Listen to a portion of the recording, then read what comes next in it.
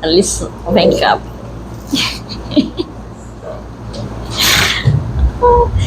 A lição de manhã foi língua, agora é falatório. Eita! Bom dia a todos e a todas, bem-vindos, encarnados e desencarnados. Vamos fazer uma leitura para a harmonização da nossa mente, nosso coração nessa manhã. E vamos acompanhar a leitura. A mensagem é do Vinha de Luz, na psicografia de Francisco Cândido Xavier, pelo Espírito Emmanuel. E diz: falatórios. Mas evita os falatórios profanos, porque produzirão maior impiedade. Paulo, 2 Timóteo, capítulo 2, versículo 16. Poucas expressões da vida social ou doméstica são tão perigosas quanto o falatório desvairado, que oferece vasto lugar aos monstros do crime. A atividade religiosa e científica ha descoberto numerosos fatores de desequilíbrio no mundo, colaborando eficazmente por extinguir-lhes os focos essenciais. Quanto se há trabalhado louvavelmente no combate ao álcool e à sífilis, ninguém lhes contesta a influência destruidora. Arruinam coletividades, estragam a saúde, deprimem o caráter. Não nos esqueçamos, porém, do falatório maligno que sempre forma em derredor imensa família de elementos enfermiços ou alvitantes à feição de vermes letais que proliferam no silêncio e operam nas sombras. Raros meditam nisso. Não será, porventura, o verbo desregrado o pai da calúnia, da maledicência, do mexerico, da leviandade, da perturbação? Deus criou a palavra, o homem engendrou o falatório. A palavra digna infunde consolação e vida. A murmuração perniciosa propicia a morte. Quantos inimigos da paz do homem se aproveitam do vozerio insensato para comprimirem criminosos desejos? Se o álcool embriaga os viciosos, aniquilando-lhes as energias, que dizer da língua transviada do bem, que destrói vigorosos sementeiras de felicidade e sabedoria, amor e paz? Se há educadores preocupados com a intromissão da sífilis, por que a indiferença alusiva aos desvarios da conversação? Em toda parte, a palavra é índice de nossa posição evolutiva, indispensável aprimorá-la, iluminá-la e enobrecida. Desprezar as sagradas possibilidades do verbo, quando a mensagem de Jesus já esteja brilhando em torno de nós, constitui ruinoso relaxamento de nossa vida diante de Deus e da própria consciência. Cada frase do discípulo do Evangelho deve ter lugar digno e adequado. Falatório é desperdício. E quando assim não seja, não passa da escura corrente de venenos psíquicos, ameaçando espíritos valorosos e comunidades inteiras.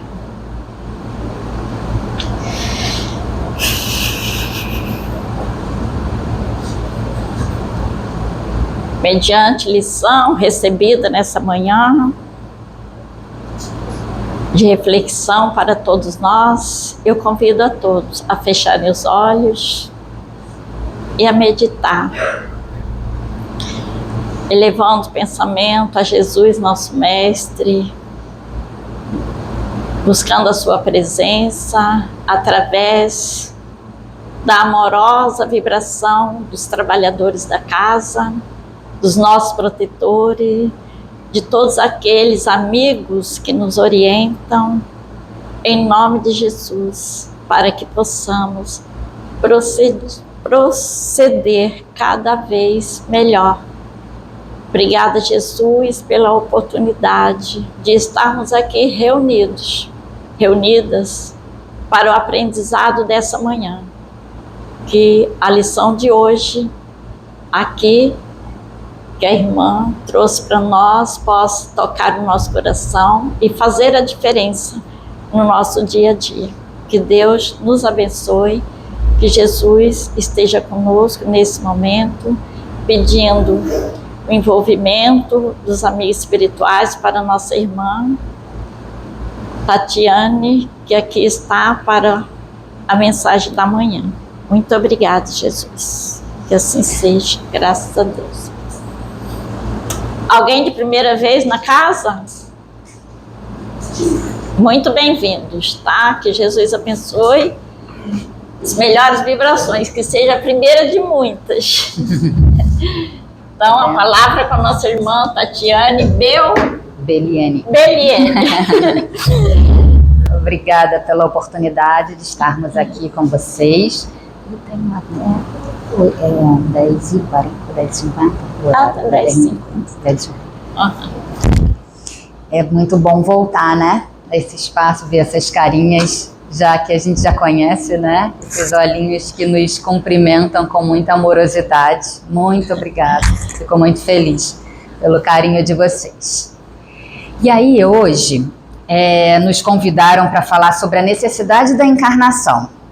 Então, nós aqui, nessa manhã de domingo, dentro dessa casa de Francisco de Assis, para poder refletir do porquê estamos aqui. O que será, hein, gente?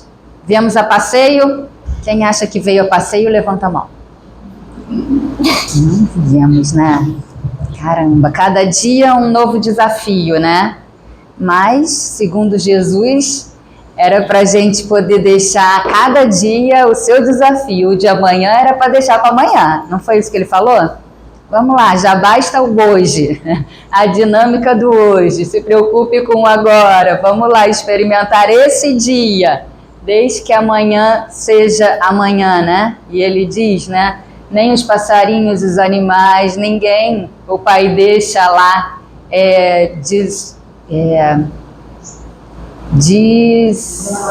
desamparado. Muito obrigada, galera. Afinada, gente, que bonito! O Pai não deixa desamparado, nenhum bichinho, nada. Como vai nos desamparar também?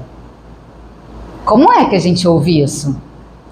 Ai, Tatiane, mas a nossa dinâmica é outra dos bichinhos, as nossas necessidades são outras. Será que é assim? É bem danadinho, né? Essa organização que nós homens nos colocamos. E o mais danado, eu fico pensando, sobre as nossas cobranças, sobre essa dinâmica que nós nos colocamos. Quando é que a gente para pensar um tantinho, para dizer, opa, será que precisa ser assim? Isso que eu fico pensando. Ou se a gente vai indo na correnteza, na dinâmica do que dizem que é e que eu sinto, e que a força tá grande, daquela maré, e a gente vai indo no que dizem que é, sem conseguir parar, respirar fundo e dizer, é assim? Assim são muito as nossas crenças. Crenças são aquelas que nos governam, que governam o nosso comportamento. O que é crença? Crença é aquilo que eu acredito que tem que ser. E muitas vezes não questiono. E vou reproduzindo, sem nem me dar conta de que, será que isso ainda me serve? Porque crenças são transmissões, né?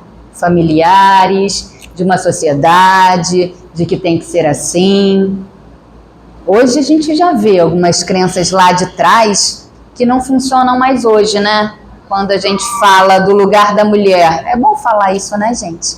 O lugar da mulher, como ela precisa estar, como ela precisa se vestir, como que é essa dinâmica. E isso implica diretamente no lugar do homem, né? Como é que ele precisa estar, como é que precisam estar. Não tem algumas coisinhas que já estão diferentes? Diferentes onde? Diferentes num senso comum. Vocês percebem como as diferenças vão implicando num processo maior, né? Então, quando a gente acredita que uma coisa é, porque às vezes a gente bebe daquela fonte, é como, eu gosto de falar assim, é como se a gente estivesse numa grande piscina e as nossas crenças, as nossas dinâmicas, estamos mergulhados nela. E às vezes a gente nem se dá conta do que é, porque está todo mundo imerso no mesmo processo ali, né? Às vezes a gente consegue botar a cabecinha de fora e olhar e dizer, opa, será que é bem assim? E às vezes a gente consegue sair daquela piscina e entrar em outras piscinas, né? Porque a dinâmica do social é para estar junto mesmo, precisamos nos implicar. Isso acho que a gente vai ver ao longo do nosso encontro. Que lá no Evangelho a gente foi lá e trouxe para a gente poder estar aqui acompanhando nessa manhã de estudos, né? A proposta é que possamos estudar juntos. É para isso que vocês vieram? Estudar juntos? Então vamos lá, não vou ficar só aqui não, hein? Então, no Evangelho segundo o Espiritismo, lá no capítulo 4, item 25, necessidade da encarnação, o capítulo é Nascer de Novo. O item 25 diz assim, esqueci de pegar meu óculos. Eu ia brigar com o óculos ainda, peraí. Só um instantinho. Bora lá, porque é importante, né, que a gente possa, viemos aqui para falar de espiritismo e de Kardec, que é o melhor para falar disso para a gente, né, e para a gente poder também fazer os nossos paralelos com a ciência, né, com as nossas experiências, com as reflexões, sem dúvida. Mas a base sempre é essa, né, tão rica que o Espiritismo nos dá. Então, necessidade da encarnação, item 25. É um castigo a encarnação e somente os espíritos culpados estão sujeitos a sofrê-la? Aí às vezes dá essa sensação, né?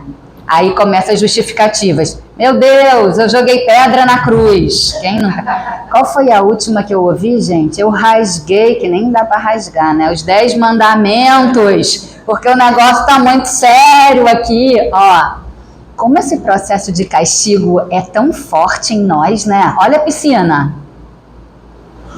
Gente, será que dá para poder acreditar que o Pai nos castiga? Não dá, né? Esse Pai extremamente amoroso e bom. Castigo é aquilo, né? Complicado, né? Difícil. E por que eu tô falando isso? Porque castigo é aquele que sempre sobrepuja o medo. Não é? Quem é que não tem medo de ser castigado? Então a dinâmica é da vigilância e do medo. E aí é muito curioso porque aí o que acontece? Não necessariamente as pessoas compreendem. Porque dentro, né, e aí voltamos aqui numa educação tradicional, o castigo é muito comum. Se Deus castiga, por que um pai de família e mãe não pode castigar? Bota lá, né? Vai tomar umas chuteletadas, né? Vai, não pode não.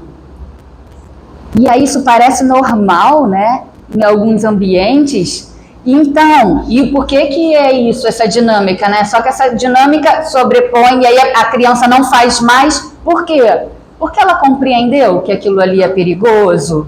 Porque ela compreendeu que aquilo ali não pode fazer porque tem algumas consequências importantes no que tange aquela situação e não para ela da consequência do perigo de ameaçar a vida dela.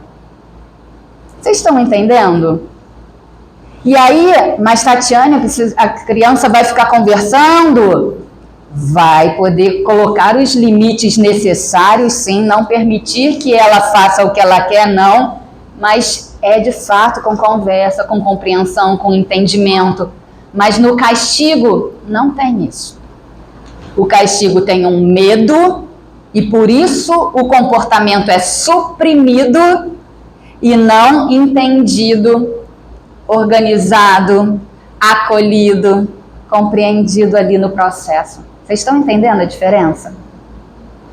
Pois é. A criança vai continuar, de repente, não podendo sair de casa, né, tendo que organizar ali alguma dinâmica e os pais estando junto e acolhendo naquele processo, mas não por um castigo.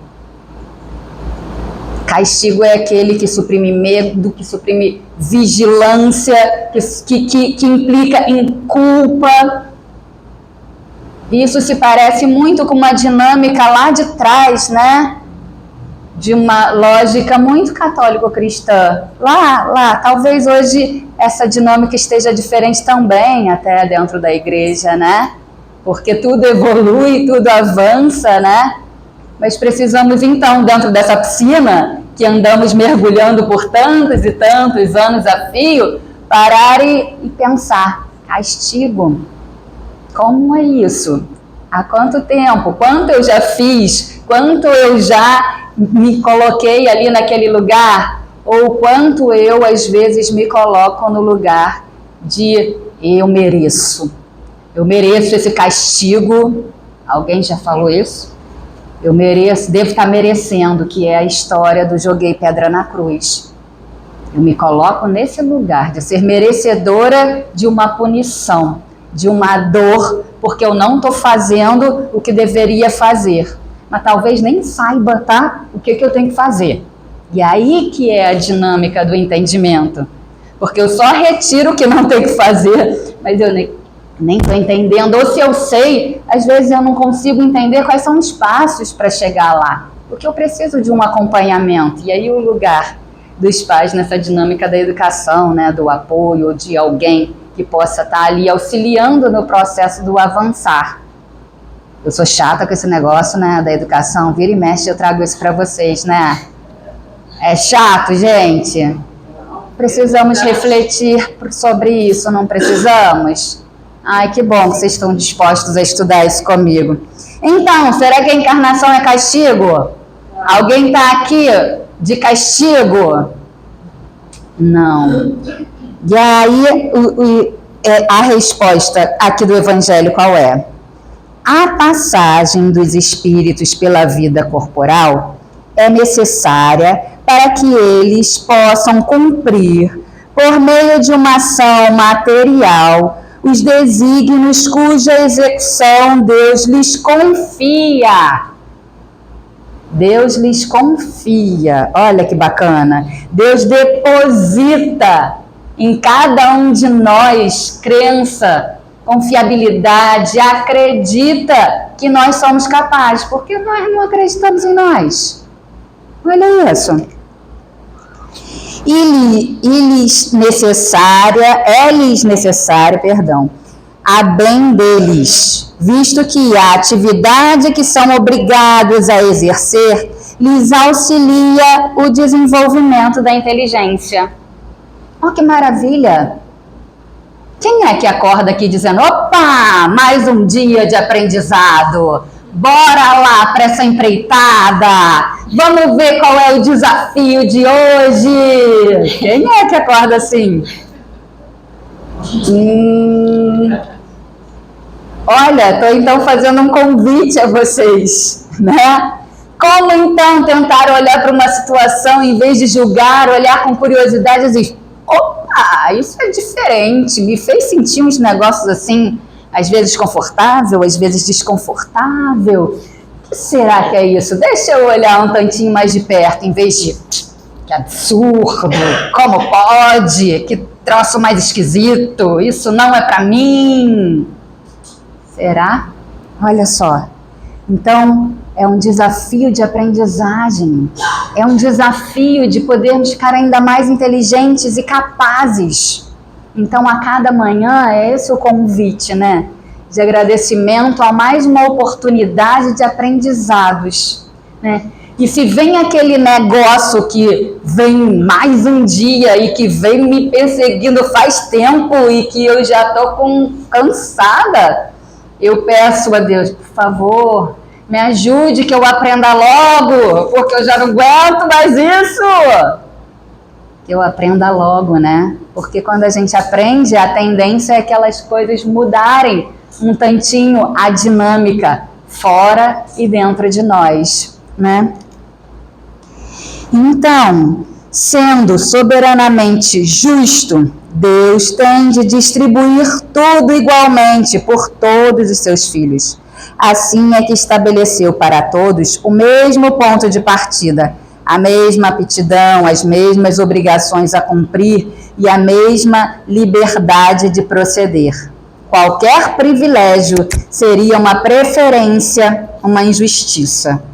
E aí eu paro aqui, é interessante, uma vez a gente na mesa mediúnica, e aí a gente veio um espírito, né, através de um médium, e a gente levantou para poder conversar lá com esse espírito, para poder estar falando, né, sobre um novo momento para ele. Normalmente eles são convidados, né, àquele espaço para poder estar ali entendendo um pouquinho da dinâmica deles, o que está acontecendo, que tempo eu estou, né, muitas vezes eles ainda estão pensando que estão aqui encarnados e tudo mais.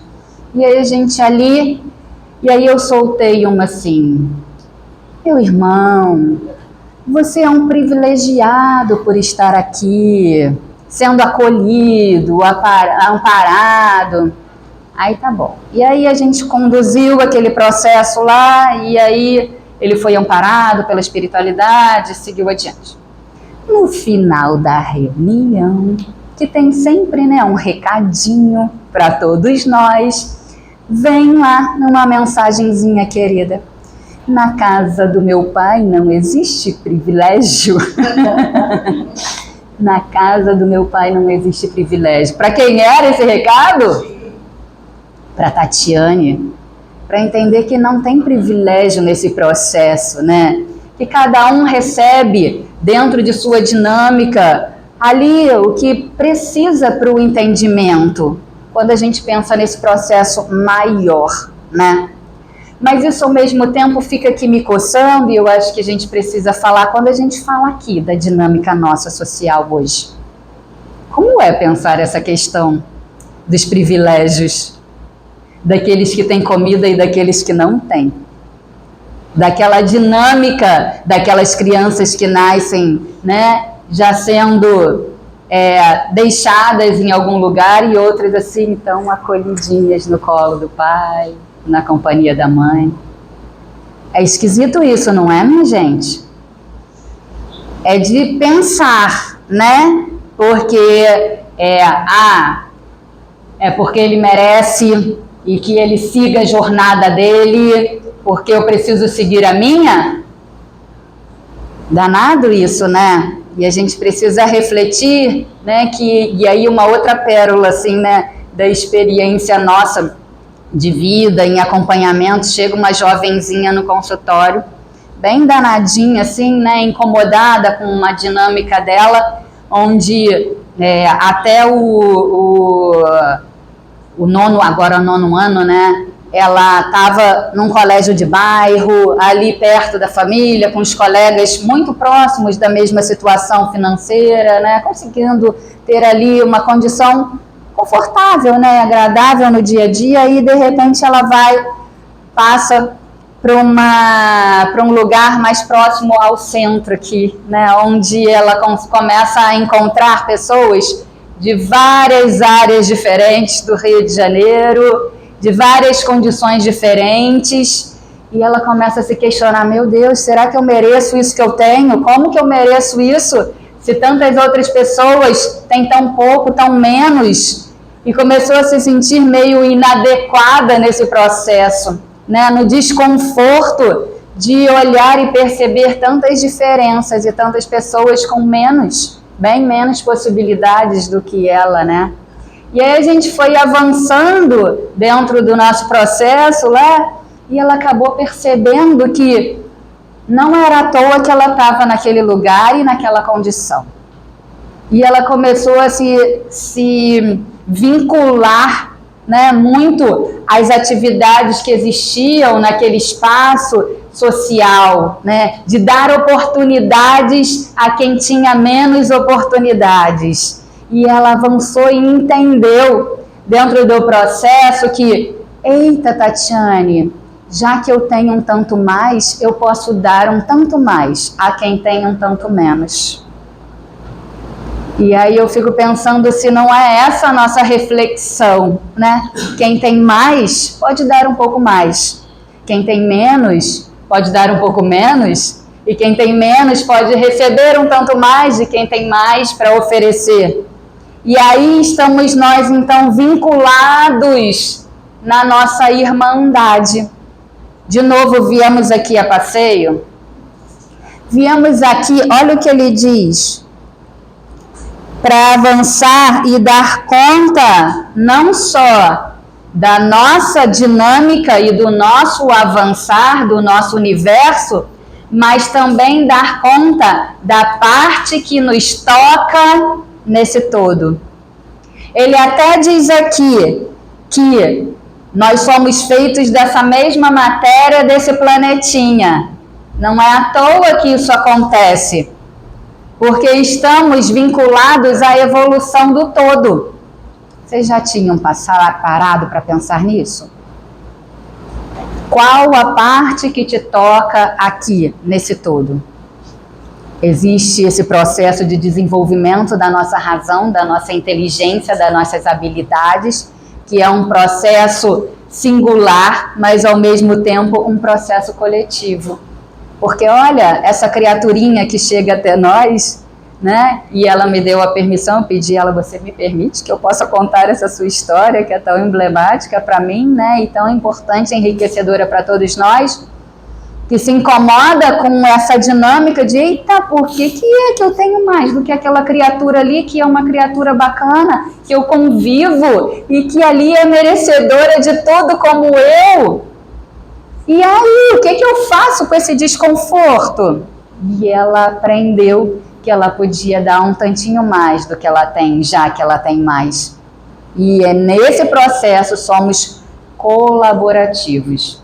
E aí, os irmãos aqui sempre nos auxiliando. Onde é que está esse pedaço, gente? Falando sobre... Por meio das suas relações anteriores, e aí está falando de nós, dos nossos encontros, quis além disso estabelecer, e sobre aqui a reencarnação, sobre base espiritual, os laços de família e apoiar numa lei natural os princípios da solidariedade, da fraternidade e da igualdade. Então, não estamos à toa aqui juntos. Mas antes disso, eles dão um exemplo muito bom aqui sobre a encarnação, que é muito um exemplo de todos nós, do que nós vivemos. Ele diz assim, ó, uma comparação vulgar fará se compreenda melhor essa diferença. O escolar não chega aos estudos superiores da ciência, senão depois de haver percorrido a série das classes que até lá o conduzirão. Então, se a gente pensar a encarnação, ó, de novo o convite para aprender a cada dia que acorda. Está aí fazendo uma comparação com a escola. Então, nós entramos lá agora, as crianças entram no berçário 1, depois elas vão para o berçário 2, se entra lá com 4 meses de idade na escola. Já pensou? É muito tempo de vida dentro de uma escolinha, né? Aí depois eles vão para o maternal 1, depois maternal 2, depois eles vão para o pré 1, depois para o pré 2. E aí começa o primeiro ano do ensino fundamental. Do primeiro ano eles percorrem até o 9º ano. Depois do 9º ano, eles chegam no 1º, 2º e 3º ano do ensino médio, certo? E a partir daí eles vão se embrenhar numa universidade, se assim eles entenderem que é o caminho bom para eles, certo? E aí uma universidade é isso, 4, 5 anos, 6, dependendo aí das escolhas deles. E depois tem as pós-graduações, que vem logo depois da universidade, da graduação. Quem continuar nesse percurso acadêmico, aí depois tem um mestrado, né? E tem também a possibilidade de um doutorado. E depois tem um processo de pós-doc. E as pessoas continuam estudando infinitamente a vida inteira. Olha só, assim é esse percurso que eles dizem aqui. Caminhamos. Dá para chegar do berçário 1, onde nem a cachola, que só se prepara e amadurece assim total, lá para os 22 anos. Que possivelmente muitos daqui já estavam saindo da universidade quando o seu cérebro terminou a sua maturidade, completou a maturidade. Olha que danado! E a gente nem questiona as piscinas. A pessoa sai, entendendo que está formada para começar a sua vida acadêmica, com 22 anos. Olha, danadinho. Tem que escolher ainda sem a maturidade, né, lá do cérebro. Que danado. E a gente não questiona as piscininhas, né? Olha, e aí então, os amigos estão aqui nos oferecendo essa reflexão. Essas classes dos anos, né, da escola, qualquer que seja o trabalho que exijam, são um meio de os estudantes alcançar o fim e não um castigo que se lhe inflige. Ó, tem um objetivo, não tem? Cursar aquele ano? Ou é um castigo? Não, a gente vai ficando cada vez mais inteligente, capaz, habilidoso em infinitas angulações, certo? Então, se ele é esforçado, abrevia o caminho no qual, então, menos espinhos encontra. Outro tanto, não sucede aquele a quem a negligência e a preguiça obrigam a passar duplamente por certas classes. Aí a gente para um pouquinho aqui, porque também existe uma dinâmica, né? Eu fiquei aqui, deu um arrepio. Por quê? Porque é triste ver as crianças cheias de tarjetas, etiquetas. Você é preguiçoso, você é burro, você não pode. É ruim, gente, isso. Muito ruim, né? E a gente caminhar com isso é pior ainda, porque essas etiquetas são as tais crenças que governam o nosso comportamento. E se aquilo é uma crença para mim e eu não questiono, é assim que eu vou me comportar, como um preguiçoso, como burro na trajetória. E será que essa crença vai me limitar ou vai me ajudar a avançar? Tem crenças que limitam um tanto. Qualquer crença limita, porque qualquer crença é um quadradinho, ok? Só que algumas são facilitadoras no meu processo e outras atrapalham um tantinho da minha jornada. E por que eu parei? É natural que a criança não acompanhe a minha expectativa. Em muitos momentos sabe por quê? Porque a minha expectativa é muitas vezes que ela se comporte como um adulto e não como uma criança. Não consegue ficar parado nessa cadeira, sentar, estudar, pronto, termina e vai lá brincar. É simples assim. É simples para quem? Para o adulto. Para o adulto é simples, porque ele já tem na formação dele, e isso diz de estruturas cerebrais, dessa questão mais de causa e efeito. Isso também diz respeito de uma estrutura bem formada, principalmente aqui do córtex pré-frontal, que eu consigo ver um pouquinho mais além. Se eu faço isso aqui, daqui a um tempo, eu consigo aquilo ali. Vocês já viram ou já ouviram de um experimento que fazem com crianças, onde botam um bombom, uma bala, né? E aí diz assim, olha, se você esperar mais 15 minutos sem comer essa bala, ou até menos, você vai ganhar um saco de bala. O que acontece normalmente? Ela vai comer aquela ali e não vai comer o saco de bala, gente. Dependendo ali da dinâmica da idade. Por que isso? Ah, porque é imediatista, porque quer tudo para agora?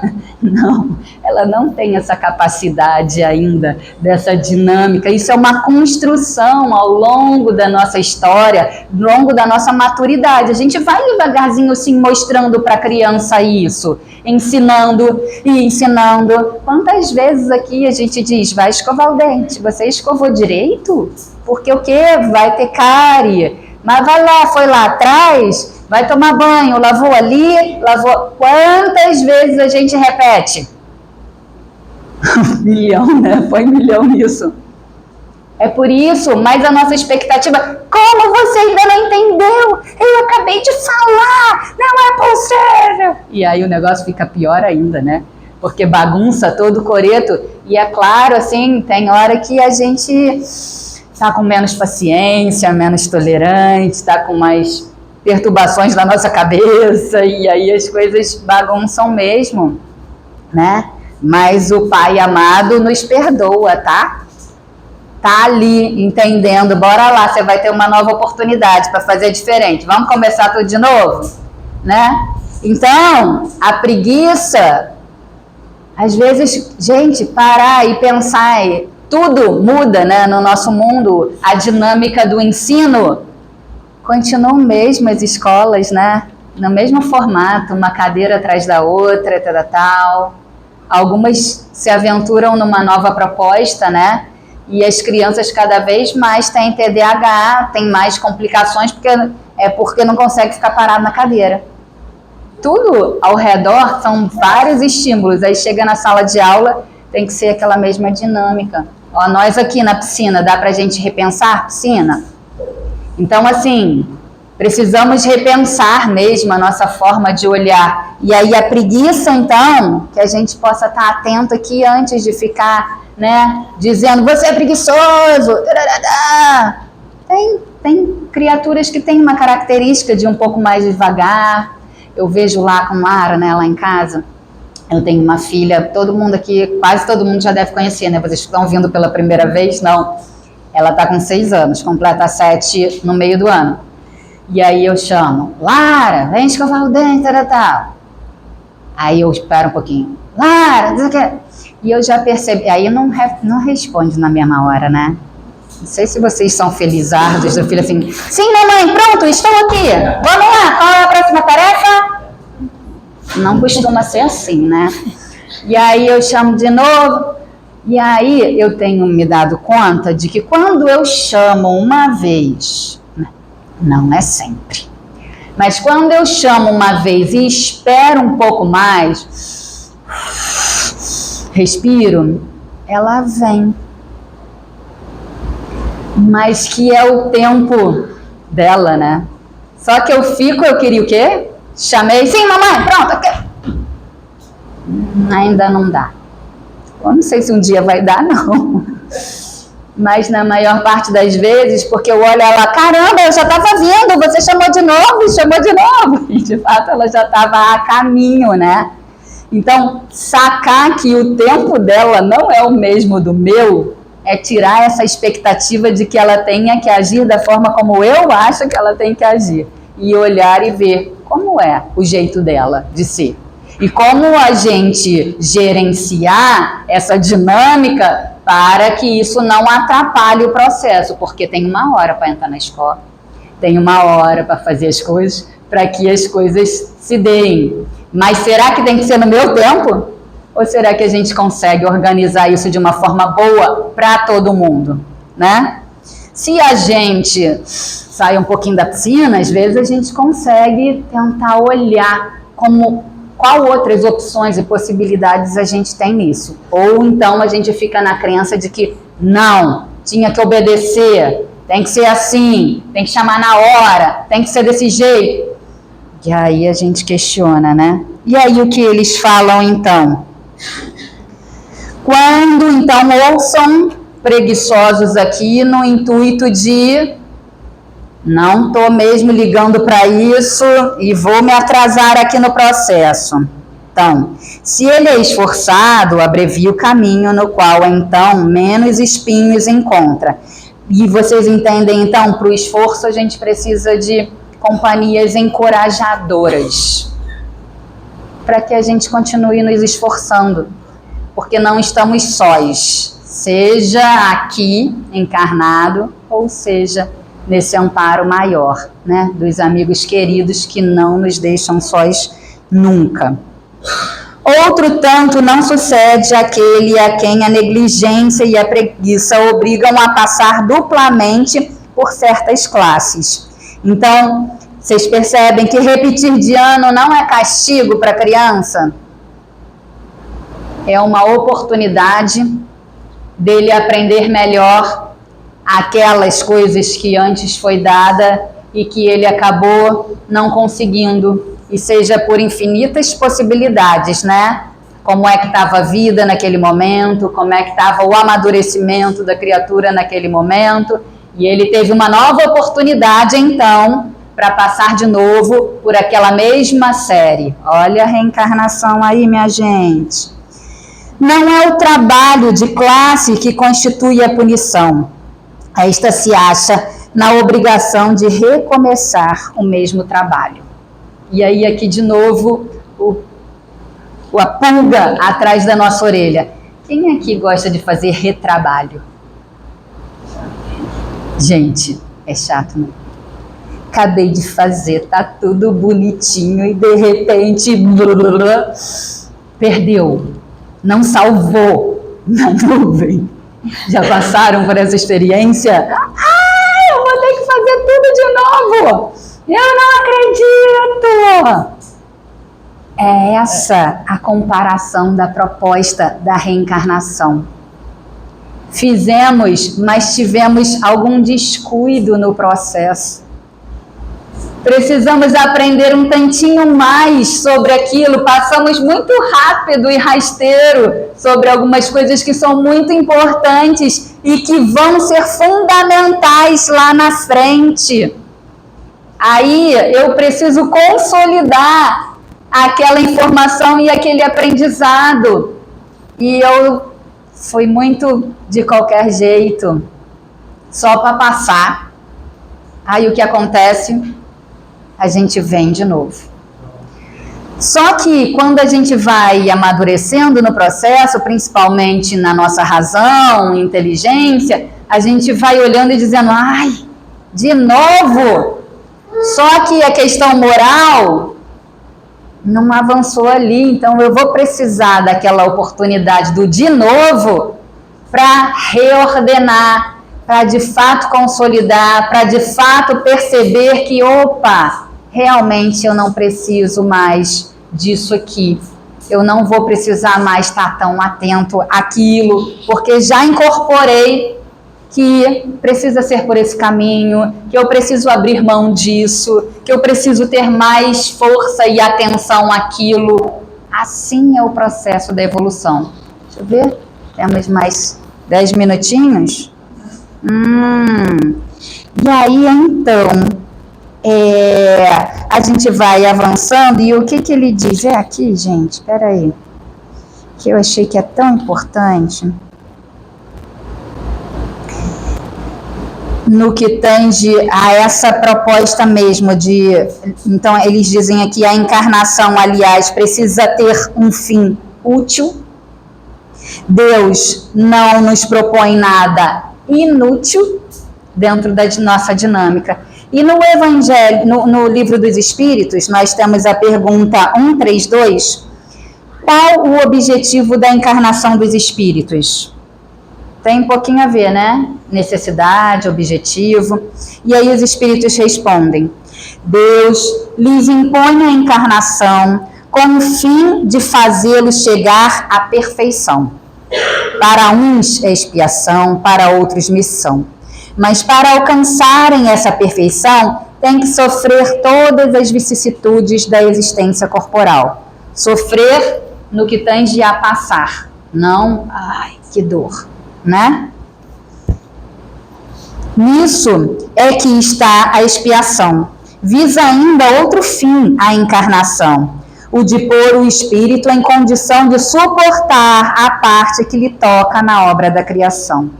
Para executá-la é que em cada mundo toma o espírito um instrumento de harmonia com a matéria essencial desse mundo. Falei isso para vocês no começo.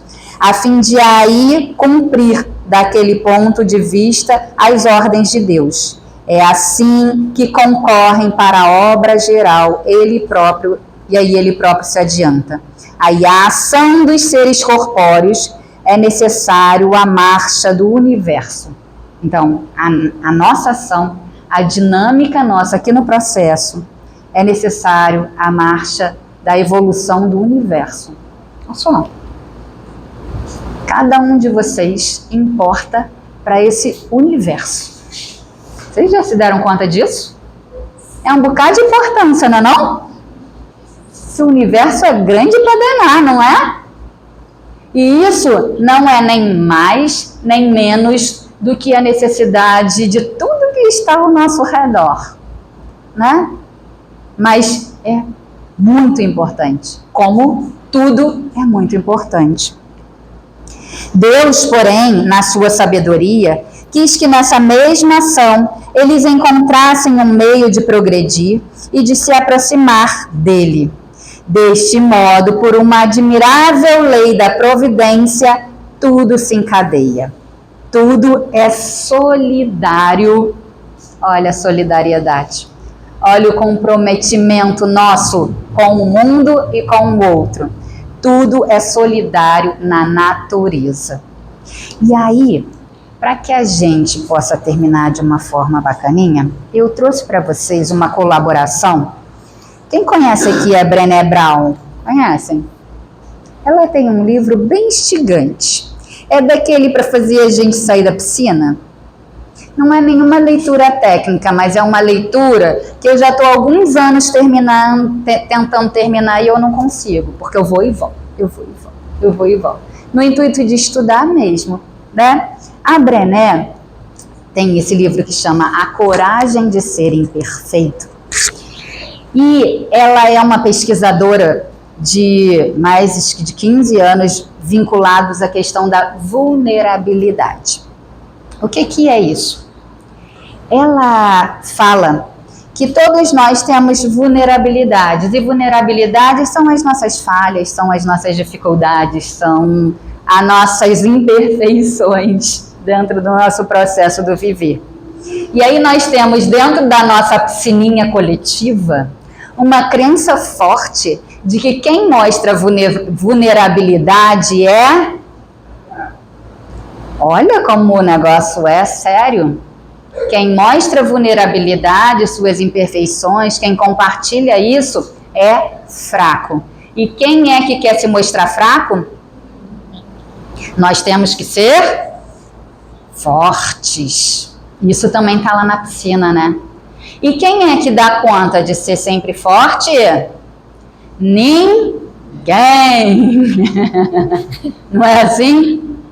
E aí, sabe que é danado que nas pesquisas dela ela vem mostrando que, assim, quando a gente compartilha a nossa vulnerabilidade, claro que não é compartilhar com qualquer pessoa, e nem com uma pessoa que não se tenha muita afinidade, são compartilhamentos com pessoas mais afins, né? Pessoas que estão ali se importando comigo e com quem eu me importo.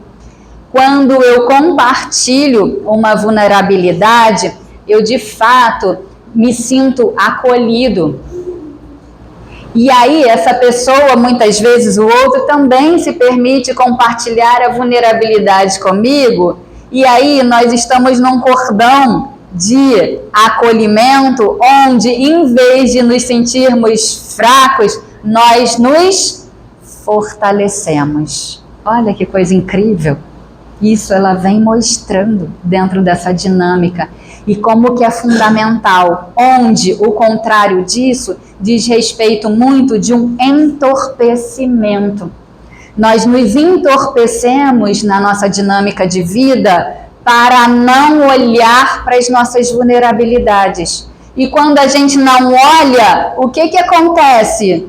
Da gente estar na classe, lá na escola, eu tenho dificuldade disso, e eu não peço ajuda, e vou passando, primeira prova, eu fiquei lá, complicado, mas eu ainda tenho mais algumas provas para frente, não é?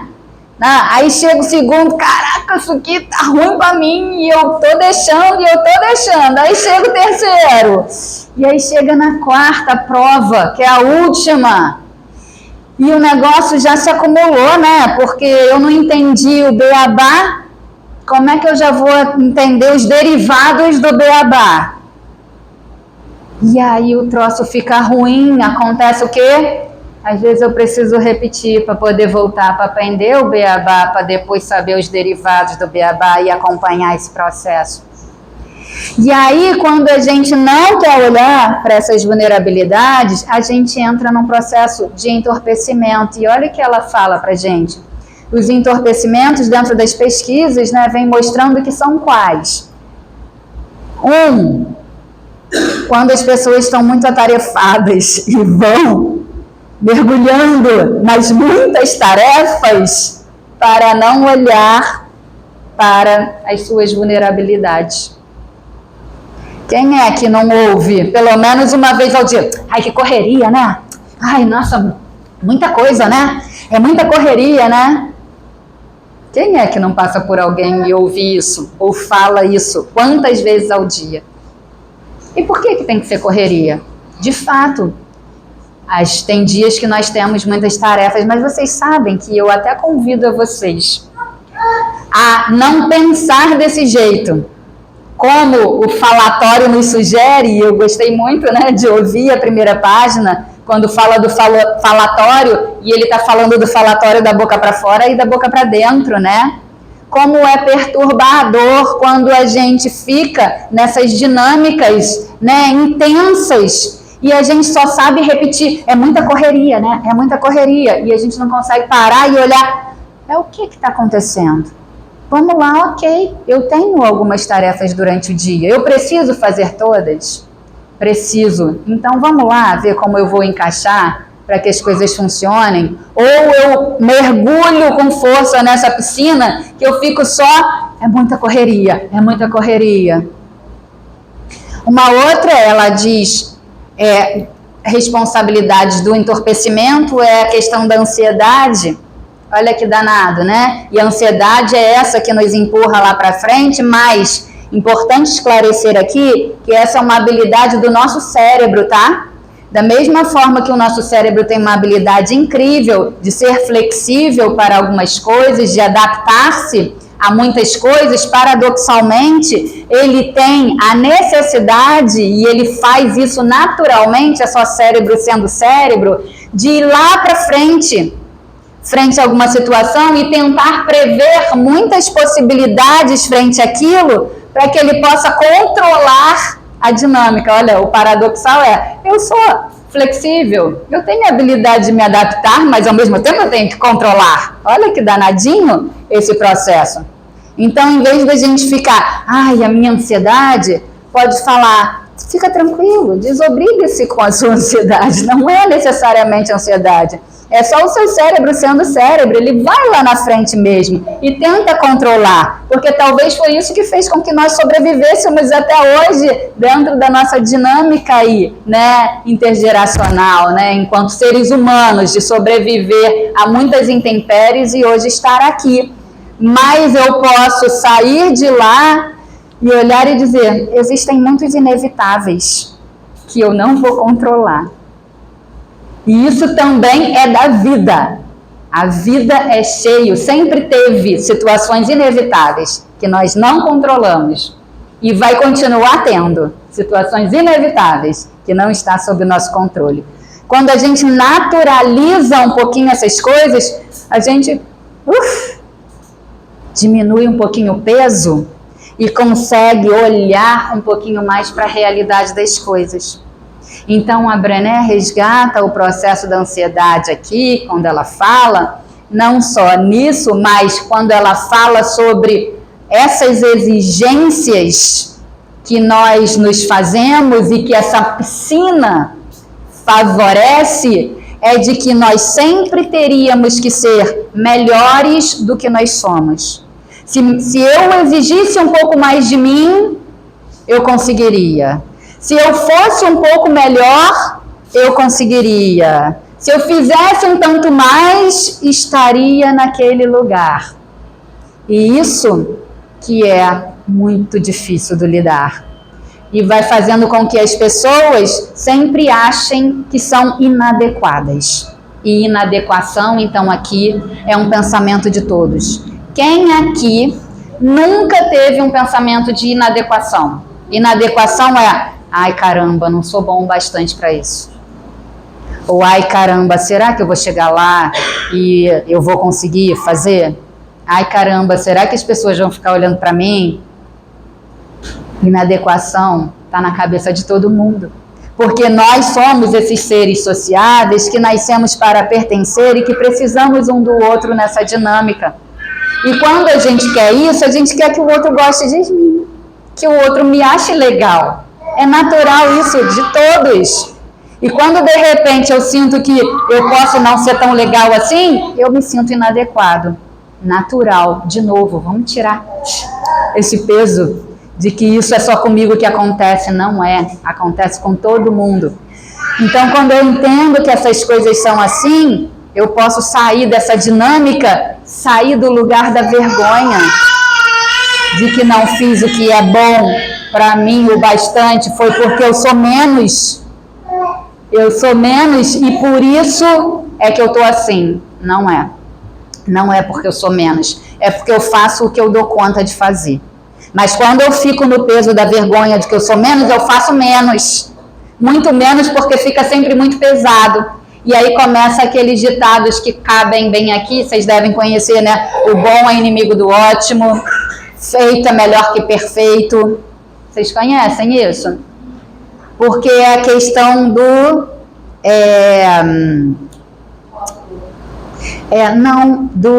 daquela pessoa que tem que fazer sempre perfeito, é o perfeccionista, né? O perfeccionista, não quem chegou em um lugar e que se sente bem e confortável, feliz, sempre diz, e aí a Brené traz algumas pesquisas quanto a isso, ele sempre diz que o perfeccionismo atrapalhou, que ele só pôde chegar nesse lugar depois que deixou o perfeccionismo. Porque o perfeccionismo é o quê? Eu faço para que os outros vejam. E a trajetória do abandonar isso é olhar que eu sou o bastante. Por hoje, no final do dia, eu convido então a vocês a falar o mantra. Por hoje, eu fui o bastante. Eu fiz o que eu dei conta de fazer. E dormir em paz. Quando vocês acordarem, eu convido vocês a fazer o mantra. Opa! O que temos a aprender hoje nessa nossa linda escola da vida? Quais são os desafios? Vão me fazer aprender o quê? Em que eu vou ficar melhor? Sim, no início do dia. No final do dia, eu fui o bastante. Eu sou o bastante. E dei conta do que pude. Ok, minha gente? Muito obrigada pelo carinho e atenção de todos vocês. Até a próxima. Obrigada. Palestra terapêutica, né? De autoajuda para todos nós. Obrigada. Obrigada pela reflexão da manhã. Todos aqui vão sair um pouquinho mais, né, com a compreensão de quem somos e o que estamos fazendo, como estamos procedendo, né? Que bom, obrigada. E para facilitar, né, nossa vivência, esse pacote que cada um de nós trazemos, temos uma biblioteca ali cheinha de livros que pode facilitar, né, o nosso exercício aqui diário. Também temos na casa palestra igual a esta, dia de quinta-feira, né? Quarta-feira, 3 horas da tarde, temos palestra como esta, todos convidados, e divulguem uns aos outros. Às quintas-feiras temos estudo do Evangelho, Rede Vivo também na casa, muito bom, né? Estudar, aprender para melhorar. E aos domingos temos estudo do Livro dos Espíritos, é bem cedo, né? Mas vale a pena, gente, estudar. E online temos vários estudos, tá tudo ali, né? Aqueles enunciadinhos, quem se interessar pode olhar ali e se informar na secretaria, tá? Então, vamos orar nesse momento.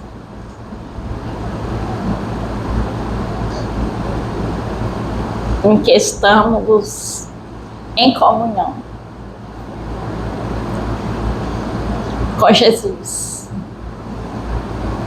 nessa oportunidade bendita de caminhar,